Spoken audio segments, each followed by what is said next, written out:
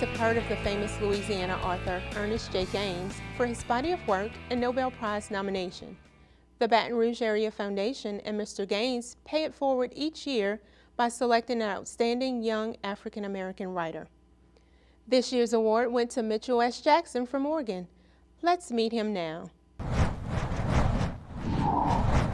I'm sure all of you know about Mr. Gaines. A Lesson Before Dying won him the National Book Critics Circle Award for Fiction in 1993. For his body of work, he was nominated for the Nobel Prize in Literature.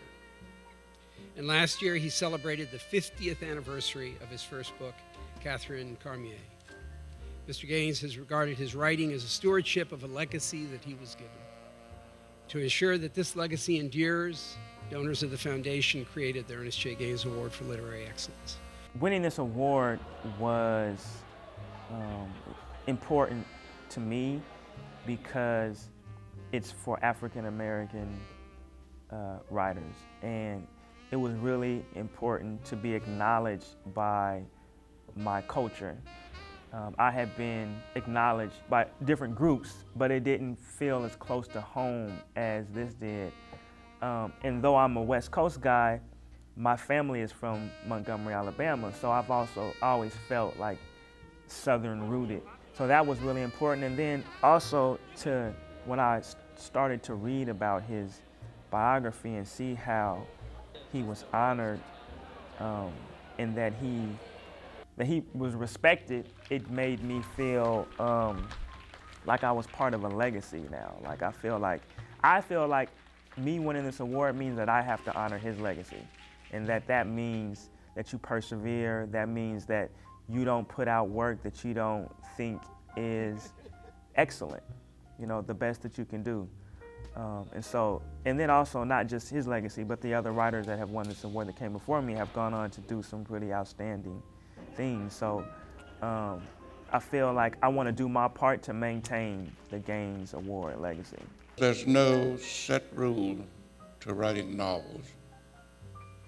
The beauty of the writer is to entertain and to keep his reader interested, turning the pages. The main subject of the novel involves drugs, selling it, using it, something that we read about in newspapers every day. We throw the newspapers away because we can read about the same thing tomorrow or next week. This book we will pick up again and again because although the subject is on drugs, the book is in the hand of an artist, a true artist who knows how to keep your interest by his use of language. At times, the prose becomes almost poetic. And soon, the can't stop, won't stop tick in your chest blights to should you quit, when will you quit? In those evenings especially, you trudge home weary, the phone will sit mute a day, a week, a month, a life. The world is scheming against poor, unemployed you. Those days you feel trapped on the wrong side of faith until it dawns on you that it could be worse, much, much worse, and that comfort stirs you out of bed the next day break. You drone through rote prep and drag out of the door. The sky is a sea of heather gray, and catch this and that bus to this and that place to fill out application after application after application after application. And who knows this time what they will say on your umpteenth hunt. The audience for this event is one of the most diverse audiences that we have that comes together in Baton Rouge.